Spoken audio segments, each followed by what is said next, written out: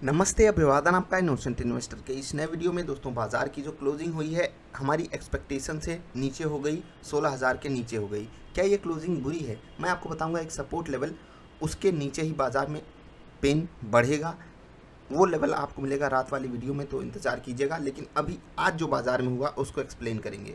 Overall बाजार जो है अपनी ऊपर खुली थी, लेकिन ऊपर के लेवल पे सस्टेन नहीं कर पाई, और जो कल कैंडल बनी वो परसेंटेज टर्म्स में लगभग 1% की कैंडल थी, 150 पॉइंट नीचे की कैंडल थी। आज की कैंडल केवल 80 पॉइंट नीचे की है, लेकिन उस कैंडल से लगभग दुगनी बड़ी बनी है। क्यों? क्योंकि हम खुले ऊपर थे।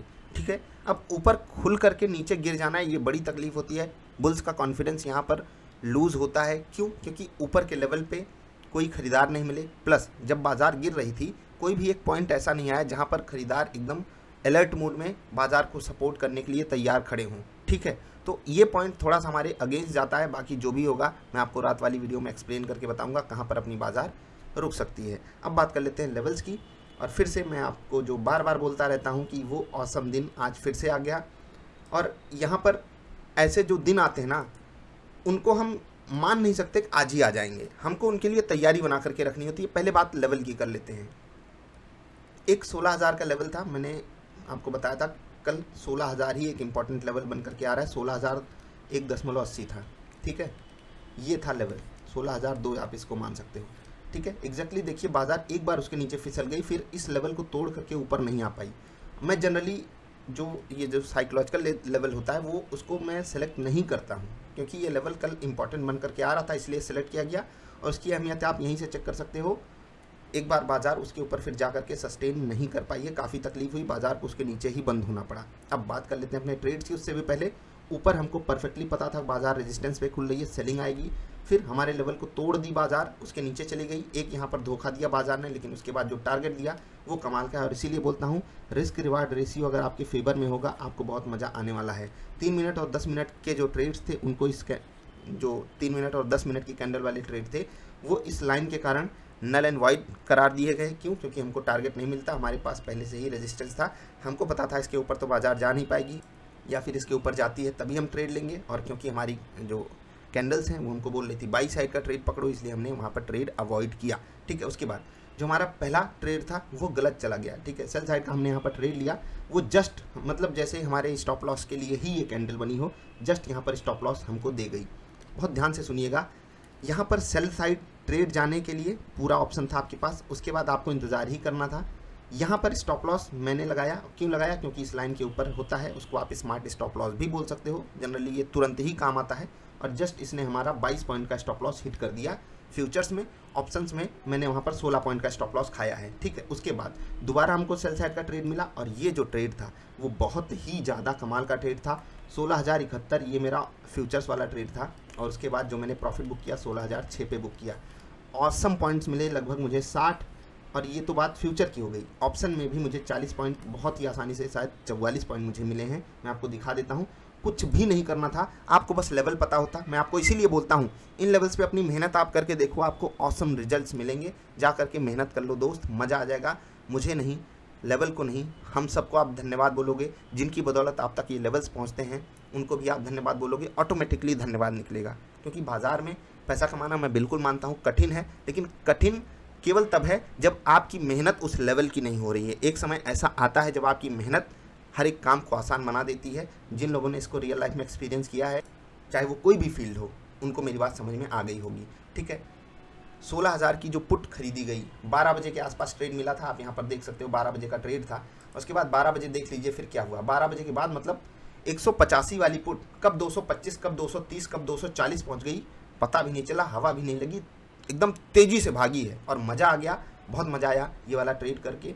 और यही होता है आज रिस्क रिवार्ड हमारा। देखिए, एक स्टॉप लॉस मिला हमको, उसको आप मैक्सिमम 25-30 पॉइंट मान सकते हो ब्रोकरेज वगैरह जोड़ करके। उसके बाद जो हमें टारगेट मिला फ्यूचर्स में 60 पॉइंट से ऊपर का, ऑप्शन में 40 पॉइंट का। और 40 पॉइंट का मतलब क्या होता है? एक लॉट में 40 पॉइंट का मतलब होता है 2,000 रुपये। प्राइस क्या है? प्राइस क्या है? 200 रुपये। 200 के हमने लगभग 200 के नीचे ही खरीदा था, यानी कि 10,000 से आप 2,000 रुपये कमाए हो, अप्रॉक्सीमेटली 20%। ठीक, और ये दिन केवल 1 या 2 दिन हमको चाहिए, 1 या 2 दिन, महीने भर में, पूरे 22 ट्रेडिंग सेशन में। और लेवल तो दोस्त मतलब अब आपको इनका फ़ैन होना ही पड़ेगा, लेकिन तभी होना जब आपको इन पे भरोसा अपने एंगल से आए, मेरी कही हुई बातों से नहीं कि मैं चिकनी चुपनी बातें आपसे बोल दिया और आप फ़ैन हो गए। जिम्मेदारी आपकी है कि आप पिछले 20-22 दिन के लेवल्स को जाकर के चेक करो, क्या मार्केट उनको सम्मान देती है या नहीं। अगर दे रही है तो आप आसानी से उसमें ट्रेड कर सकते हो, ठीक है।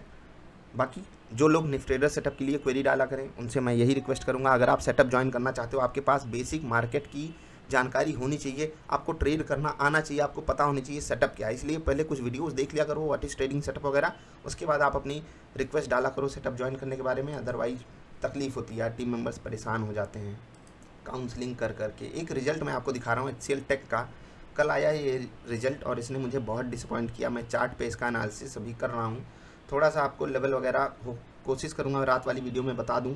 इन्होंने डिविडेंड वगैरह दिया है मज़ेदार, लेकिन जो प्रॉफिट है आपको share holders of the company वो घट करके आया है, घट गया प्रॉफिट 3683 से 3324, ठीक है। ये मैं कंसोलिडेटेड देख रहा हूँ क्या, एक मिनट में देख लेता हूँ। जी हाँ, कंसोलिडेटेड रिजल्ट है, आप यहाँ पर देख सकते हो। Share holders of the company 3283 रुपये टोटल, आप ये वाला प्रॉफिट, ठीक है। 3283 3205 यहाँ से प्रॉफिट घट गया है।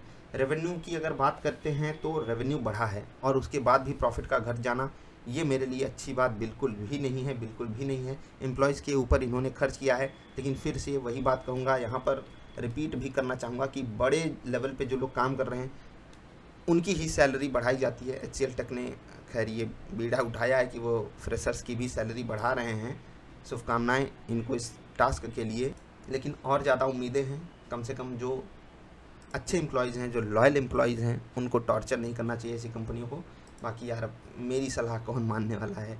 HCL टेक इसके रिजल्ट से मैं डिसअपॉइंट उतना ही हुआ हूँ जितना मैं TCS के रिजल्ट से हुआ था, और लगभग सिनारियो सेम ही बन रहा था। TCS देखिए गिर गया, उसके साथ HCL टेक भी गिर रहा था, और अभी तो सिनारियो शायद आज 1-1.25% नीचे है। चार्ट वगैरह रात में एनालाइज करके आपको बताएंगे। अभी बात कर लेते हैं इंडेक्सेस की। 0.5% नीचे है निफ्टी, और निफ्टी नीचे है बैंक्स के कारण। और बैंक निफ्टी को आप एक बार देख लीजिए, लगभग 1% बैंक निफ्टी गिरी है। गिरावट में इंडसइंड बैंक, HDFC बैंक, बंधन bank, AU bank, ICICI bank, HDFC bank सबसे ज़्यादा कमज़ोर कर रहा था बैंक निफ्टी को। कोटक महिंद्रा बैंक 1.5% मजबूत था, तब भी बैंक निफ्टी को 1% नीचे बंद होने से नहीं बचा सका।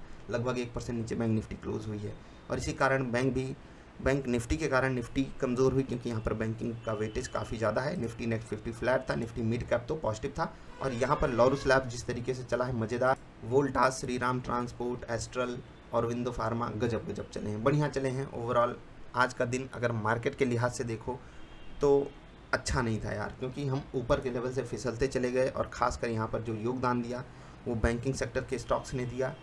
उम्मीद यही है कि कल जो सपोर्ट बन करके आ रहा है बाज़ार, उस पर थोड़ा सा समय बिताए और वहाँ पर हमको बाइंग देखने को मिले उस सपोर्ट लेवल के लिए। और कल के इंट्राडे स्टॉक्स के लिए आपको थोड़ा सा इंतज़ार करना पड़ेगा रात वाली वीडियो का। रात वाली वीडियो आपको मिलती है लगभग 9 बजे के आसपास, तो इंतज़ार कीजिएगा। अभी वीडियो पसंद आई तो लाइक कर देना। जल्दी मिलते हैं, आपका आभार, नमस्कार।